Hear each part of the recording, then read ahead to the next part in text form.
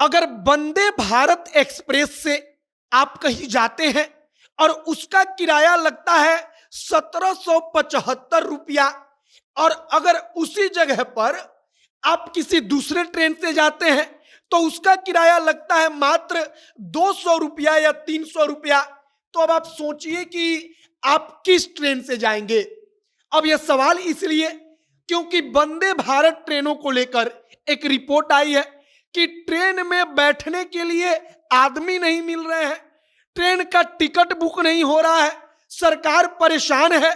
और परेशानी का कारण समझिए कि वंदे भारत ट्रेन जितनी दूरी पर चल रही है, अगर हम पटना से रांची की बात करें तो पटना से रांची के वंदे भारत ट्रेन का किराया हमने देखा, तो वंदे भारत से अगर आप पटना से रांची जाएंगे तो चेयर कार में अगर आप बैठकर जाएंगे तो आपको देना होगा 1025 रुपया, और मतलब कि वंदे भारत का किराया 1000 से ज्यादा है।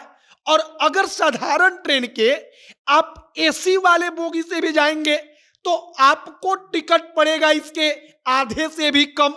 तो आखिरकार लोग वंदे भारत से क्यों जाएंगे? आगे इसी पर चर्चा करेंगे, बातचीत करेंगे कि सरकार परेशान होकर अब किराया कम कर रही है, और सब कुछ आपको आगे हम बताएंगे। बाकी नमस्कार, मेरा नाम है मोहित कुमार सिंह और आप जनता जंक्शन देख रहे हैं। सबसे पहले वंदे भारत के बारे में यह जानिए कि इसमें सोने के लिए कोई सीट नहीं होता। हो सकता है कि आपके मन में यह सवाल चल रहा हो कि जैसे आप अन्य ट्रेनों में टिकट बुक करते हैं और आपको वहां पर स्लीपर में या एसी कोच में सोने के लिए मिलता है, तो क्या वंदे भारत में सोने की व्यवस्था होती है? तो ऐसा बिल्कुल नहीं है। आपको एक सीट मिलेगा, इस सीट पर आपको बैठकर जाना होगा। अब चेयर कार और एग्जीक्यूटिव चेयर कार, मतलब कि वीआईपी और वीवीआईपी, दो स्लैब आपका ये बना हुआ है। अब पटना से रांची का टिकट का बात कीजिए, जो एग्जीक्यूटिव क्लास है उस टिकट का दाम है 1930 रुपया, मतलब कि 1930 रुपया में आप पटना से रांची जाएंगे। लोग सुनकर अपना माथा पकड़ लेंगे कि कौन 2000 रुपया देकर पटना से रांची जाएगा। जबकि अगर हम जन शताब्दी की बात करें तो जन शताब्दी का टिकट जो है वो चेयर कार, मतलब बिना एसी वाला चेयर कार, उसका है 195 रुपया, मतलब कि उसमें भी आपको सीट मिलेगा, इसमें भी सीट मिलेगा। अंतर सिर्फ उतना कि उसमें एसी नहीं रहेगा, इसमें एसी रहेगा। और दूसरी बात कि अगर एसी वाला टिकट भी आप दूसरे ट्रेन में करेंगे तो भी वो इसका आधा का भी आधा पड़ेगा। अब खबर सुनिए। खबर के मुताबिक सरकार वंदे भारत ट्रेनों में बुकिंग नहीं हो रही है, उसको सवारी नहीं मिल रहा है। वंदे भारत ट्रेनों में कई कई जगहों पर ऐसा होता है कि 60-60%, 70-70%, 80-80% सीट खाली रहती है, ट्रेन खाली दौड़ती है और सरकार परेशान है।